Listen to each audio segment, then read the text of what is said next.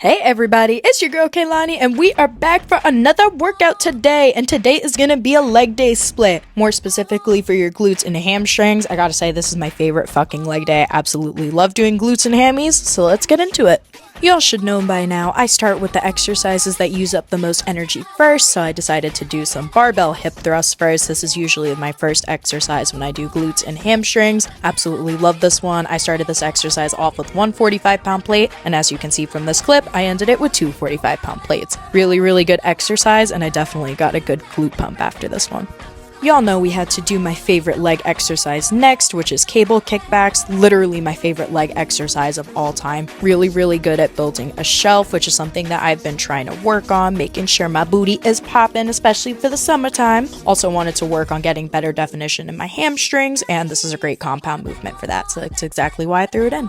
I thought my hamstrings could use a little more work, so I decided to do an isolated movement next and use the hamstring curl machine. This is an exercise that I've been liking to incorporate just because I feel like my hamstrings are underdeveloped and need more definition, so I feel like an isolated exercise would really help with that. I'm able to handle decent weight on this one, so really like this exercise. My fourth leg exercise was some hip abductors. I've been incorporating this in every leg day I've done, whether it's glutes and quads or glutes and hamstrings. As y'all can see, this was my fourth exercise. This time I started the exercise off on 140 and ended it on 170. This stack only has 200 pounds, so we are nearing the end of that, which made me really happy at the end of these.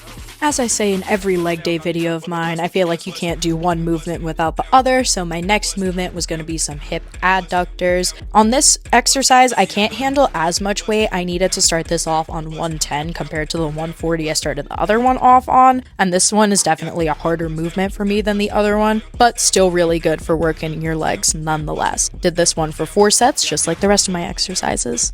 I didn't hit calves on the last leg day that I did, so I wanted to make sure that I hit it at some point during this leg day, so I finished it off with this exercise. That's usually how I like to end my leg days if I'm gonna hit calves. In this clip, I was doing it with a 45-pound plate and a 10, which was really heavy for me. It was very difficult, but I was able to do it nonetheless. Great exercise to finish it off on. I wanted to switch up my core workout just because I feel like I had been doing weighted crunches a lot and I was getting kind of bored of it, so I decided to do some leg raises this day. This is an exercise I used to swear by, but honestly I got kind of lazy and I wanted to try some other exercises out, so I stopped doing it for a little bit. Definitely going to incorporate it more though, because I felt like it really contracted my muscles well, and I felt like it gave me a really good result afterward. Loved this exercise. I completed my workout with some cardio. If you know me in real life, you know that I absolutely despise fucking cardio and I hate doing it.